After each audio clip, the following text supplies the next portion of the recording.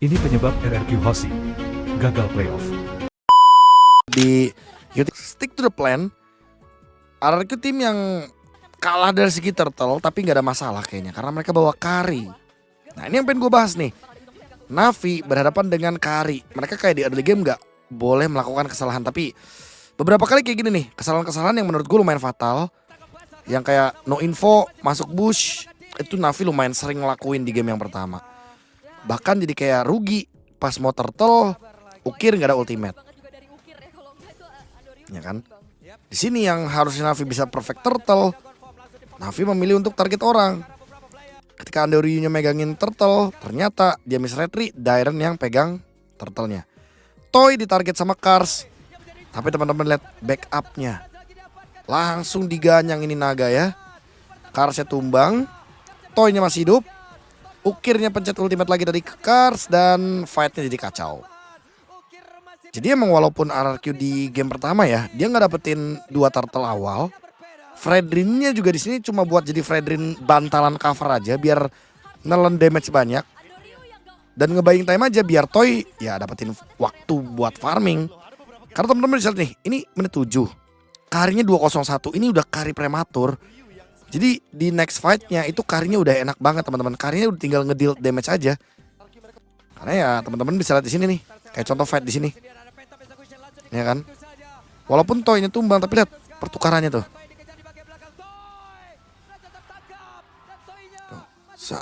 Masih bisa ngelawan kan? Walaupun ya di sini Indian diganyang sama naga ya. Tapi ya balik lagi, RRQ di game yang pertama nge-punish banyak banget kesalahan dari Navi. Gua rasa Navi emang lumayan terburu-buru, kayaknya mereka emang pengen cari menang ya. Tapi menurut gua wajar sih, mungkin overheating, mungkin adrenalin rush. Dan itu yang membuat RRQ jadi menang di game yang pertama dengan banyaknya kesalahan dari Navi. Di game yang kedua kita udah dilihatkan ya dengan betapa mahalnya tiket playoff. Karena game kedua dari match ke-72 lebih tepatnya, dari gelaran MPL ID selama 9 minggu, ini udah kayak match rasa grand final. Lu bayangin aja.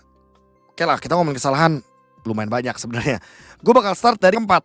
Oke, mungkin ini adalah call yang tepat untuk Granger join fight. Tapi ya teman-teman bisa lihat nih, line up-nya Navi emang lebih kuat loh kalau kita ngomongin soal fight 5 lawan 5 di early game terutama. Karena apa? Karena Uranus lapu-lapu ini bisa megangin belakangnya RRQ. Ada Parsha, ada Granger. Atau sekalipun mereka pengen ganyang Sutsujin, ada Valentina, damage-nya bakal cukup. Ya, dan teman-teman bisa lihat sendiri Andoryu levelnya sama kayak Sutsujin.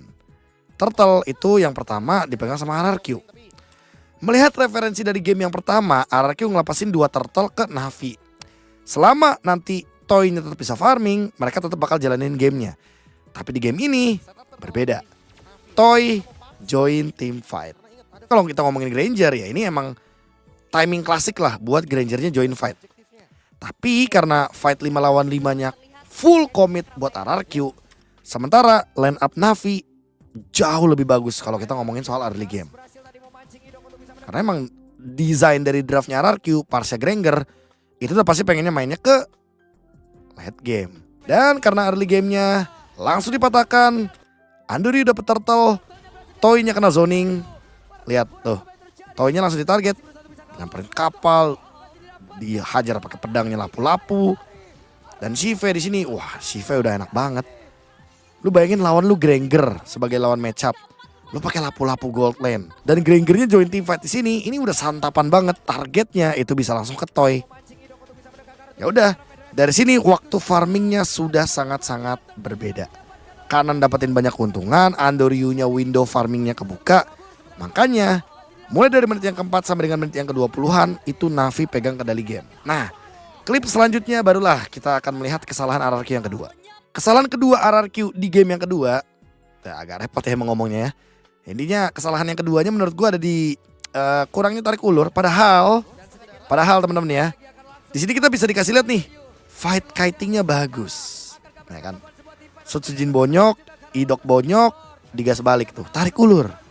Udah nih, udah apa aja yang kebuang skillnya. EOG udah kebuang, Immortal udah pecah, Winter udah pecah. Ya kan? Teman-teman misalnya nih, Shive tumbang kena Sky Pierce. Ada Rose Gold. Afro juga. Immortal pecah. Udah. Disengage. Tapi kenapa di sini ternyata RRQ langsung all in tanpa adanya kiting, tanpa adanya permainan tarik ulur yang sama padahal udah sempat dilakuin di sebelum-sebelumnya. Di sini teman-teman, ketika melihat Ukir double dash, Ukir kan punya Blood Wings, dia udah Winter, dia nggak ada Immortal di sini. Ketika Ukir double dash, langsung diganyang sama Rins, dan di sini Rinsnya udah di samping Shive. Jadi sebenarnya dengan ngebonyokin kayak gini aja harusnya udah cukup nggak sih? Ya. Dan mereka juga nggak ada informasi di mana Gatot berada. Tapi tiba-tiba Afro dari belakang Gatot kacanya mengincar ke Toy. Toynya tertangkap, kena EOG, kena efek stun, chain CC, Toy, Rins hilang. Ya karena kebetulan kita lihat sendiri teman-teman di sini. Ukir udah di burst, udah cukup sebenarnya, udah kayak gini, udah setengah darah. Ini udah wake up call lah buat Ukir buat mundur ya. Sementara Rins gak ada flicker. Ada dia. Informasi yang sangat berbeda. Kayak kenapa mereka ngegas padahal mereka nggak tahu Ukir ada flicker atau enggak, atau jangan-jangan misinformation di sini. Jangan-jangan mereka berpikir kalau misalkan Ukir nggak ada flicker tapi padahal Ukir nggak mengeluarkan flicker sama sekali. Dia cuma ngeluarin double dash. Dia ada flicker di sini dan Rins sendiri yang ada flicker. Jadi makanya pas Rins ngegas kayak begini di posisi seperti ini nggak ada backup, nggak ada Sujin. Sujinnya jauh, mau nge-stop Shive nggak bisa, mau nge-stop Andoryu nggak bisa. Rins yang ke-stop sendirian. Ya. Sementara Navi harusnya udah punya informasi kalau Rinsnya nggak punya flicker. Dan Toy tertangkap karena ada Gatot Kaca. Ini ya, menurut gue Toy juga kayaknya di sini fokusnya ke kanan ya, udah bukan ke kiri lagi. Dia kayaknya nggak notice kalau ada Afro di belakangnya. Ini kalau misalkan Toy nggak ketangkep, ya minimal ada perlawanan, tapi teman-teman bisa lihat Toynya tertangkap, jadi nggak ada perlawanan sama sekali. Udah pasti lagi menang resource.